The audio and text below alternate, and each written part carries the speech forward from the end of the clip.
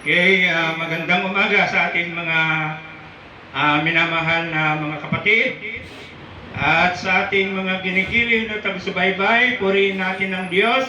Amen? Amen. Amen. Okay, magpatuloy na tayo.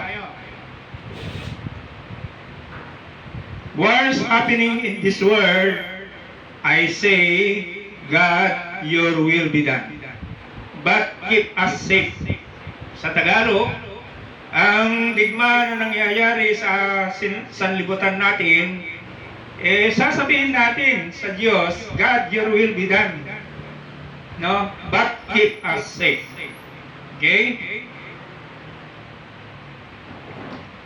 Now, so masalimuot na tunggalian ng mga leader sa buong mundo, no? Meron tayong nababalitaan sa Facebook ngayon, sa YouTube, at sa mga ibang social media, no? Dito, a religious hierarchy urges world leaders to end, as he described, the madness of war. According to him, this is a line of the gospel. This is in line. No? This is in line of the gospel. Blessed are the peacemakers.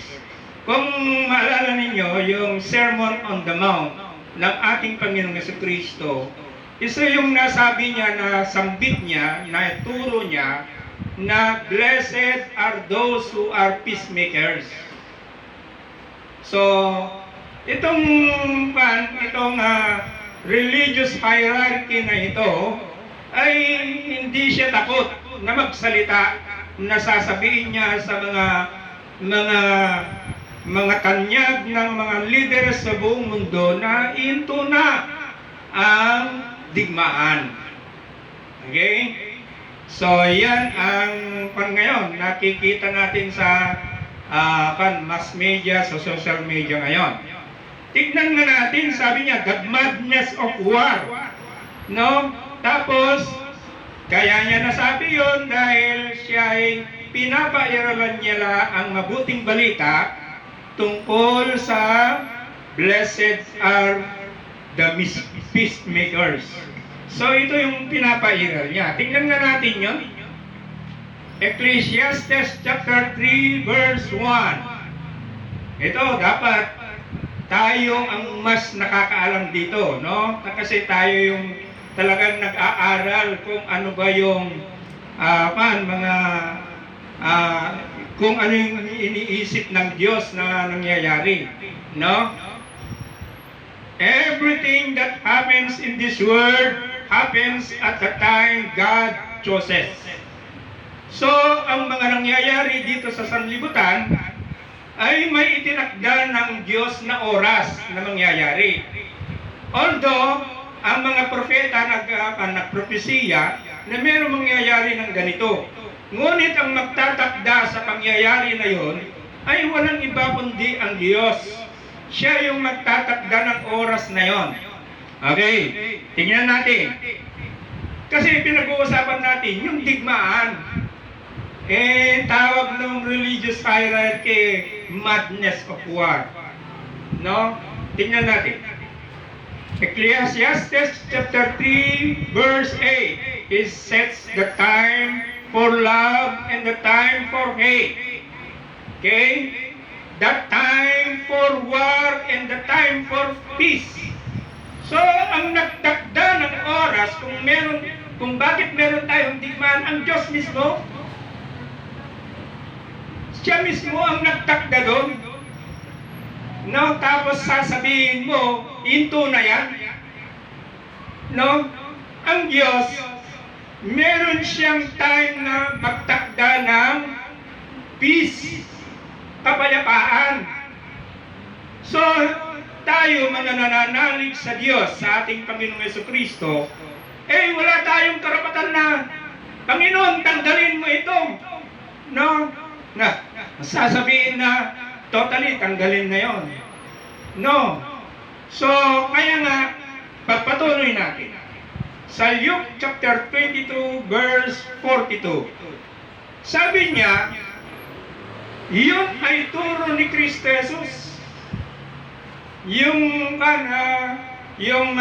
Ikaw ay maglalatag ng peace, no?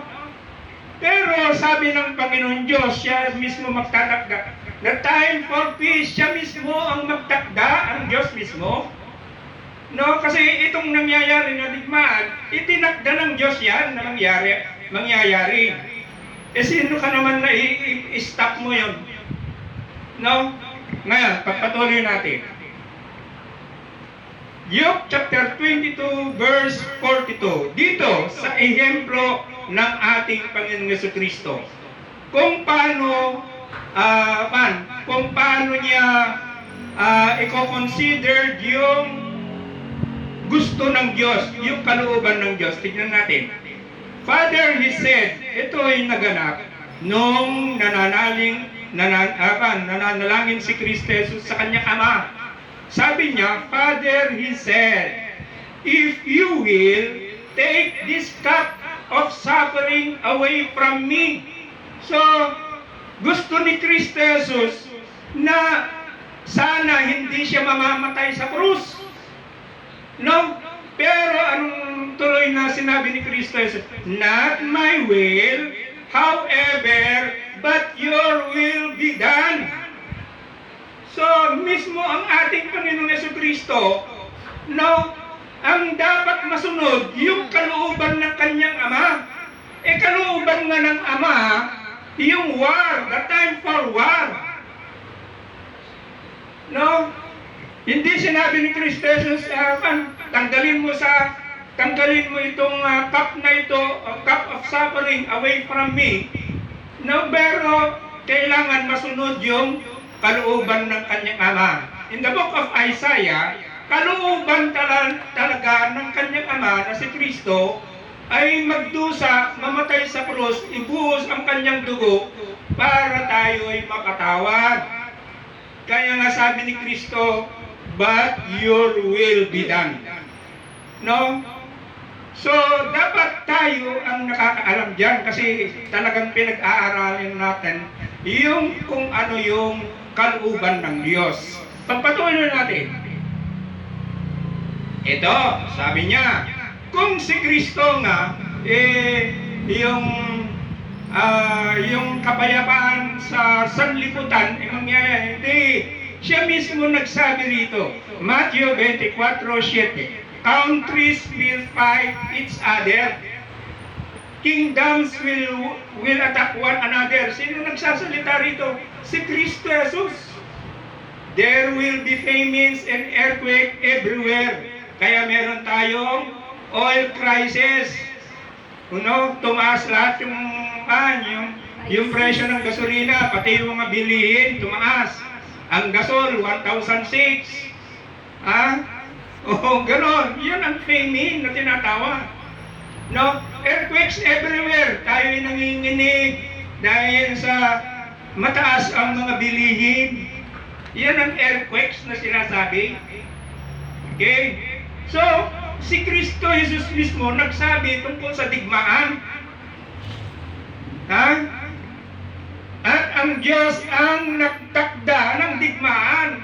Ang Diyos mismo, itinakda niya yung oras ng digmaan. Ngayon, ano ang sasabihin natin? Tulad din ni Kristo Jesus, but your will be done. So, ihemplo natin ang ating Panginoong Jesucristo. Kung anong kalooban ng kanyang Ama, ng ating Diyos, ay masusunod yun. Hindi natin pwedeng, Ama, kuwan mo ito, no. Your will be done. Okay? Pagpatuloy natin. Matthew 24. Now, pagpatuloy natin sa Luke 21 verse 11. There will be terrible earthquakes, famines, and plagues everywhere. Ito na ngayon. Yung plagues, ito yung mga iba't ibang sakit. There will be strange and terrifying things coming from the sky. Ito yung mga super typhoon nangyayari. No? Ano ba, kung darating yung typhoon, ano yung prayer natin? No? Ang prayer natin, Panginoon, keep us safe. Yun ang prayer natin. Okay? Pagpatuloy natin sa John 16:33. Ngayon, ang sabi niya, blessed are the peacemakers. Ito may malalim na kahulugan yung sinabi ng ating Panginoong Jesucristo. Hindi pwede nga i-apply mo agad yung in time of war na itinakda ng Diyos, tapos blessed are the peacemakers, into na ninyo yung madness of war. Tingnan nga natin ang ating Panginoong Jesucristo kung paano natin makamtan yung peace, yung kapayapaan. Sa John chapter 16 verse 33. Ito, tayong mga nananalig kay Kristo Jesus, dapat alam natin ito. I have told you this so that you will have peace by being united to me. Yun pala. Blessed are the peacemakers. Ang ibig sabihin ng ating Panginoong Jesucristo, kung tayo makipag-isa kay Kristo Jesus, kung tayo makipag-isa sa kanyang mga itinuturo, meron tayong kapayapaan sa ating buhay. Kahit meron mga digmaan na yan, nandun pa rin yung kapayapaan sa atin. Bakit? Kasi si Kristo Jesus nasa atin. The world will make you suffer. Yan nga, yung digmaan na yan. No? Nagtaasan yung mga gasolina. But be brave. I have defeated the world. So, ayun yung yun ang kahulugan ng peace. To be at peace, we must be united to our Lord Jesus Christ. No? Hayaan mo yung mangyari yun. Sige. God, your will be done. No. Ngayon, kapag meron tayong mga problema, digmaan tulad niyan, anong gagawin ng Panginoon sa atin? Kasi sabi niya, I have told you this so that you will have peace by being united to me. Oh, meron tayong kapayapaan sa Kanya. Kasi anong pangako niya? In Revelation chapter 3 verse 10, because you have kept my commandment to endure, I will also keep you safe from the time of trouble, from the time of war, which is coming upon the world to test all the people on earth. Kaya nagkaroon tayo ng World War I, World War II, nung natapos 1945. Yun ay itinakda ng Diyos yung digmaan na yun. Yun ay propesiya rin ng ating Panginoong Jesucristo na merong digmaan. Pero yung oras, yung itinakdang oras ng digmaan ay ang Diyos lang. Pero siya pa rin ang magtatakda. Siya pa rin ang magtatakda ng kapayapaan. No? Kaya after the World War II, abay mahaba yung kapayapaan ng sanlibutan. Amen? Amen. So, sana'y naunawaan natin. Ano ang prayer natin? Pag dumating yung mga ganyan, huwag mong pahintuin yung God, your will be done. As the Lord says,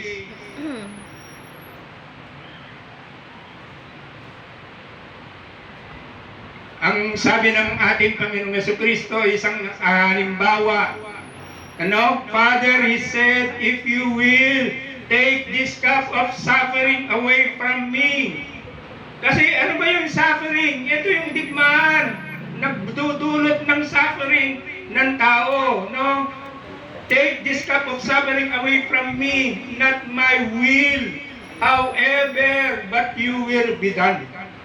Kasi kalooban ng Diyos na si Kristo Jesus ay magdusa, mamatay sa krus, magbuhos ng kanyang dugo upang tayo'y mapatawad ng ating kasalanan.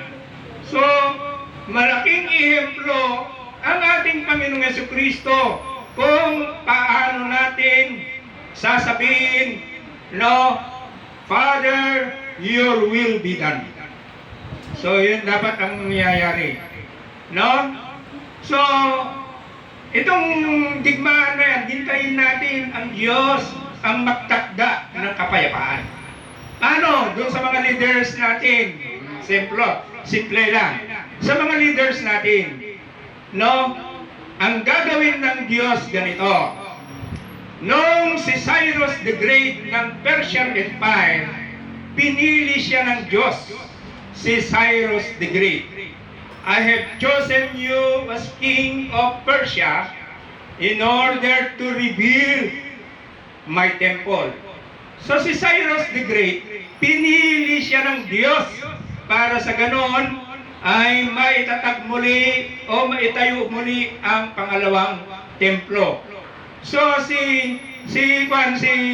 itong presidente ng Amerika, pinili ng Diyos yan. Kasi in the book of Daniel, lahat ng mga pinuno ay pinili ng Diyos yan, kahit sino man siya. Ngayon, siya yung nagtakda ng digmaan dahil pinili siya ng Diyos. Meron siyang mission na gagampanan niya yung oras ng digmaan. No?